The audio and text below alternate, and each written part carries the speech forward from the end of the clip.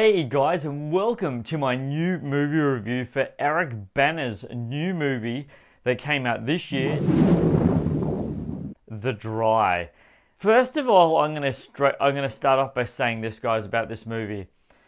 One, it is based on a book, so that's kind of giving you the trivia at the end of this movie review straight off the gate. So this movie is actually based on a book. I have to say, guys, like full-heartedly in every way, shape or form, I find it fascinating when you see a movie like this and you see an actor that has done so much in his career come across something as full-on as this, really bring his A game. Now, a lot of the times in movies when we watch them as an audience member, sometimes this secondary character is actually what makes the pivotal character stand out and shine, because they, they boost them. They boost them in the storyline. And this movie is absolutely, really one of those movies where the character chemistry between the other characters and the main character is exactly that. Like, literally, that's exactly how it is in this movie. So without further ado, guys, obviously I'm going to tell you the synopsis of this movie and all the other stuff that goes along with it. So here we go. The Dry is rated MA15+. The duration of The Dry is 1 hour and 57 minutes long. The Dry is a crime drama history movie. The director of The Dry is Rob Connolly. There are a slew of cast members in this movie, but I'm only actually going to tell you the two main ones because they realistically are the core elements or central characters in this movie. And we obviously have Eric Bana, who plays the character of Aaron Falk, and KeirO'Donnell, who plays the character of Greg Racco. And guys, I'll give you my full movie review right after I roll the synopsis. Aaron Falk returns to his drought-stricken hometown to attend a tragic funeral, but his return opens up decade-old wounds. The unsolved death of a teen girl. Now, straight off the bat, guys, I want to say this, and this is pretty unfortunate. I have to say, unfortunately, guys, they definitely could have cut back the runtime of this movie, because I felt the pacing of the movie isn't terrible. It's just a lot slower than I had expected it to be, and because of that, I drifted off a couple of times in this movie, guys. In saying that, it's not a bad film. It's really not a bad film. In fact, it's actually a really well done film, especially with an ending. Oh my gosh, the ending of this movie is brilliant, guys. Honestly, I think you are thoroughly going to enjoy the ending of this movie. I appreciated Aaron. I really appreciated his character in this movie, guys, who played by Eric Bana.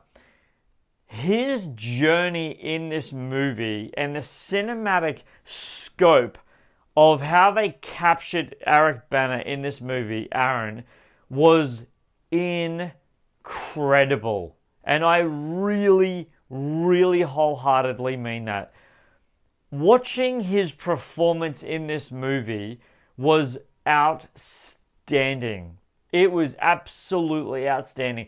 There were moments of this movie that you think something's going to happen with his character and another character, but it doesn't eventuate for whatever reason. But the ending of the movie is so... It's just a what WTF moment. It really is. The ending of this movie is so unbelievably... It's just got a wow factor behind it, guys. It really did. Now, the reason why I nodded off a couple of times in this movie is purely because of the fact that it's not a fast-paced movie. It's not. It's really based on the thrills and the existential elements of it that connect the things together. Now, one of the things I want to say about this movie is the way it opens is like are you serious? Like, wow, this is extreme.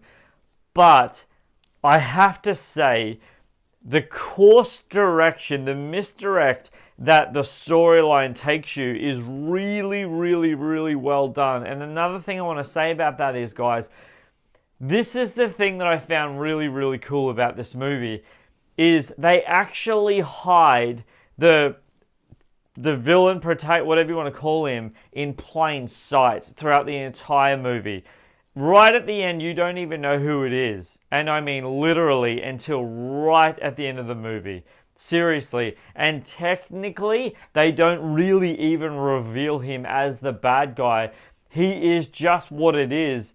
And I mean, he is the bad guy, but the relevance of what he did was actually more constricted to the guy who they leave out in the open, who they leave in plain sight, and it's really, really well done like that. Honestly, guys, it's not one of those movies that you are going to really be taken back as an audience member, but it is in the same breath because of the acting. Like, seriously, the acting of all the cast members. Now, I personally, obviously it's done by all Australian actors, but I personally didn't know most of them. I'm just being honest with you. I didn't know most of them. In saying that, guys, this is such a brilliant film. For those of you who have been following my channel for any period of time, you know that one of the things that I love, a storyline. I mean, the storyline's got to be good. It has to be good. It's got to be a good storyline. But two, in my personal opinion, is definitely cast chemistry. If the actors on screen aren't buying me as an audience member, then it just falls flat. There's so many movies like that where you just don't feel the chemistry. And it's like, what is this? What am I watching in front of me? And it just falls flat because it's just boring. Because you know that they're just not invested in it. This is one of those movies where I promise you that you'll be invested in. This is an absolutely brilliant, brilliant Australian film. It honestly is. Obviously, it's not going to be for everyone, but because all film is subjective, guys. Seriously, it all is subjective. But what I like to ask my audience members, realistically, is does The Dry have in its core elemental in its central DNA, the thing that film needs to be filmed, to go back months, days, years later, and go back, and what I like to call, in my personal opinion, guys, rewatchability, guys. Does The Dry have rewatchability? And that, I say to you, I'll say yes, and I'll also say no. The reason why I say no is because of the pacing, but I'll say yes because of the fact that the acting in this movie, you really buy it by every cast member. Now, one of the things I have to say about Eric Bana's costume in this movie, and you can very, very, very clearly, well, I could anyway, I could very clearly see that this movie was filmed literally over several days. But Aaron's character is, he actually wears like literally 2 outfits in the entire film, and it kind of messed with my head because I knew, like, you've been there ages, man. Like, it's been nighttime several times throughout this movie. Ben, you've worn 2 shirts the entire time. And I don't know if that's nitpicking. It probably is. That's probably a really lame thing to say about a movie, because this is a great movie. But that was just one of the things I saw in this movie, because every other cast member had several wardrobe changes, except he had 2 shirts. He got there with 1 shirt and basically wore it the entire time he was there, and then he left with another shirt. Basically stuff like that. In saying that, guys, another thing, if you know anything about Australia, depending on the season that you actually film a movie, it would be so stinking hot. Either one, they weren't sweating at all and they just happened to film it in winter. That's a very possibility. Or 2, they just had to do wardrobe changes and had a million shirts and made sure that they had air conditioner fans on them, because none of the characters, well, some of the characters looked sweaty, but Eric Bana's character always had a long sleeve shirt on, like I'm wearing now, and a t-shirt. But in both sequences of the film, you never actually realize that he's, hot and sweaty or anything like that. But honestly, guys, have you yourselves had a chance to go and see The Dry? If so, what did you think about the movie, guys? Leave your comments in the comment section below. I'd really appreciate your feedback. I'd love to hear your opinion on this movie. Did you guys appreciate especially the fact that it was an Aussie movie, or did you think that this was not at all your cup of tea and just a bit boring and just, yeah, far-fetched?